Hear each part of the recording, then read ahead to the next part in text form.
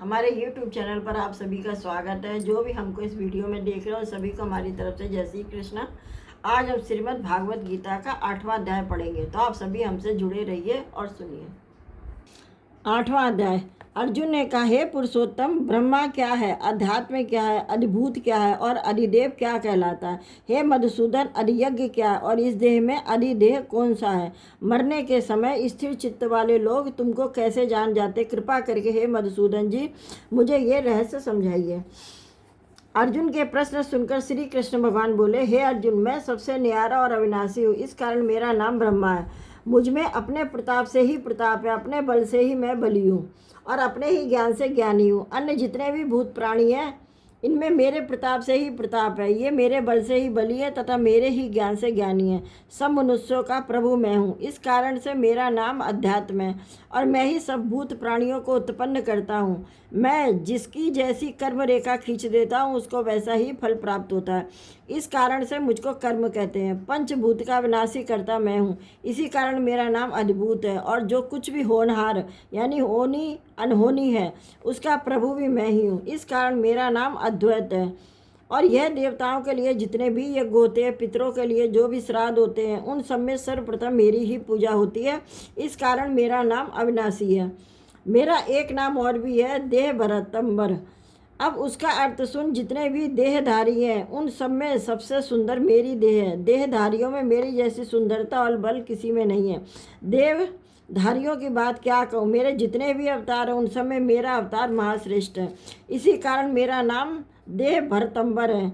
और जो अंत काल में मेरा स्मरण करते हुए शरीर त्यागते हैं वे मेरे ही परमानंद अविनाशी को प्राप्त होते हैं, इसमें तनिक भी संदेह नहीं है। हे कुंती पुत्र, अंत समय मनुष्य जिसका स्मरण करते हुए देह त्यागता है वह उसी को पाता है।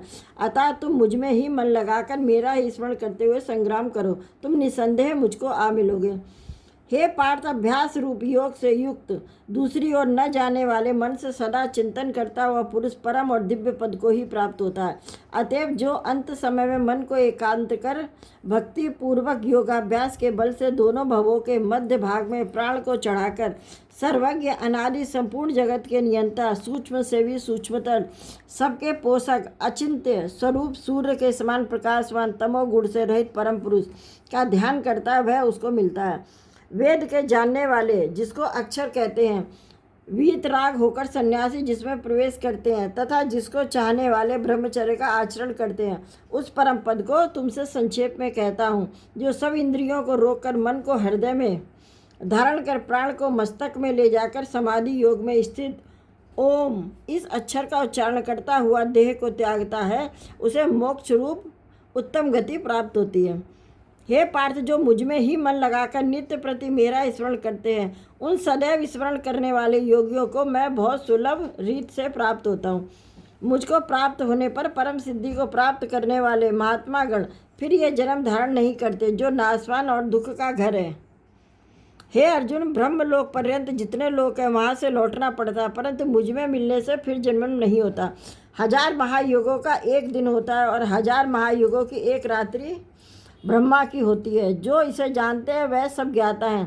ब्रह्मा का दिन होने पर अव्यय से सब व्यक्तियों का उदय होता है और रात को उसी में लय होता है। हे पार्थ, समस्त चराचर वस्तुओं का यह समुदाय दिन में बार बार उत्पन्न होकर रात्रि में आगमन में लीन हो जाता है। इस अव्यक्त से परे दूसरा सनातन अव्यक्त है, जो इन सबके नष्ट होने पर कभी कष्ट नहीं होता, उस अव्यक्त को ही अक्षर कहते हैं। वही परम गति है जिसको प्राप्त करके फिर संसार में नहीं जन्मते, वही मेरा परम धाम है। हे पार्थ, जिसके अंतर्गत सब प्राणी हैं और जिसने उस समस्त जगत का विस्तार कर रखा है वह श्रेष्ठ पुरुष अनन्य भक्ति से ही मिलता है। हे भरतश्रेष्ठ, जिस काल में योगी जन देह छोड़कर फिर नहीं लौटते हैं, जिस काल में अग्नि प्रकाश और दिन शुक्ल पक्ष हो, ऐसे उत्तरायण के 6 महीने में मृत्यु को प्राप्त होते हैं। कृष्ण पक्ष दक्षिणायन के 6 महीने इनके मध्य गमन करने वालों चंद्रमा की ज्योति को पहुँचते हैं और लौट आते हैं। हे अर्जुन, संसार को चलाने वाली शुक्ल और कृष्ण नाम की 2 गतियाँ हैं, एक से आने पर फिर लौटना पड़ता है और दूसरी पर लौटना नहीं होता है। हे पार्थ, योगी इन दोनों गतियों का तत्व जानता है, इसी से मोह में नहीं पड़ता है। अतएव हे अर्जुन, तुम सदा योग युक्त हो, वेद, यज्ञ, तप और दान से जो पुण्य फल बताए गए हैं, योगी उन सबसे अधिक ऐश्वर्य पाता है और सर्वोत्तम स्थान पाता है। इति श्रीमद्भगवद्गीतासूपनिषत्सु ब्रह्म विद्यायाम योग शास्त्रे श्री कृष्ण अर्जुन संवादे अक्षर ब्रह्म योगो नामाष्टमो अध्याय। और अब है 8वें अध्याय का महत्तम। श्री नारायण जी बोले, हे लक्ष्मी, अब 8वें अध्याय का महत्तम सुनो। दक्षिण देश में नर्मदा नदी के तट पर एक नगर है। उसमें सुशर्मा नामक एक धनवान ब्राह्मण रहता था। एक दिन उसने एक संत महात्मा से पूछा, हे ऋषिवर, मेरे संतान नहीं है, मैं क्या करूं? तब ऋषिवर ने कहा, तू अजामेध यज्ञ कर, देव को बकरा भेंट चढ़ा, देवी तुझे पुत्र देगी।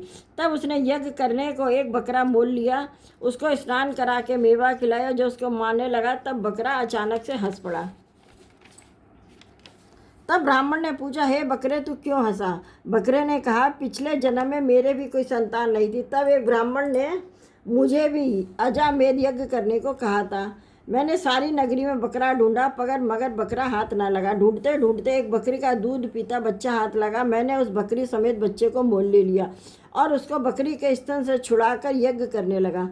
तब बकरी बोली, हे रे ब्राह्मण, तू ब्राह्मण नहीं, जो मेरे पुत्र को होम देने में लगा, तू महापापी है।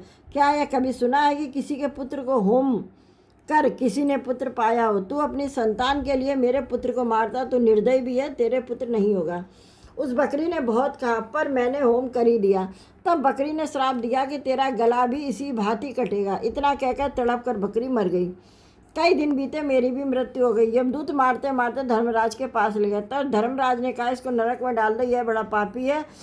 उसके बाद में वानर आदि कई योनियों में जन्म लेकर भयंकर कष्ट भोगता रहा। अब बकरे का जन्म पाया, तब मुझे एक बाजीगर ने मोल ले लिया। सोचा कि अब सुख पाऊंगा, मगर अब तू छुरी लेकर मारने लगा।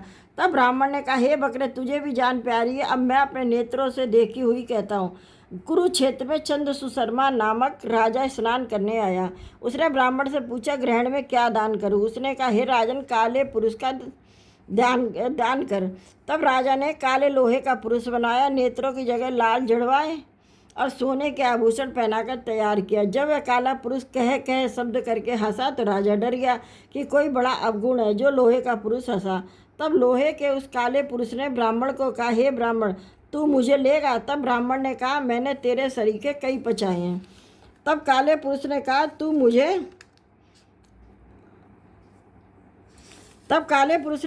मुझे कारण बता, जिस कारण से तूने अनेक दान पचाए हैं। विप्र ने कहा, जो गुण मेरे में है सो मैं ही जानता हूँ। तब वह काला पुरुष कह कह शब्द कर फट गया। उसमें से एक कालिका की मूर्ति निकल आई।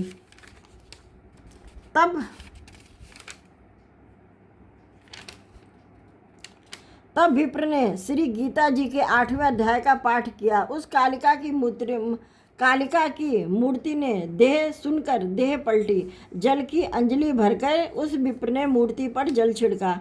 जल के छिड़कते ही तत्काल उसकी मुक्ति हो गई। बोलो सच्चिदानंद भगवान की जय।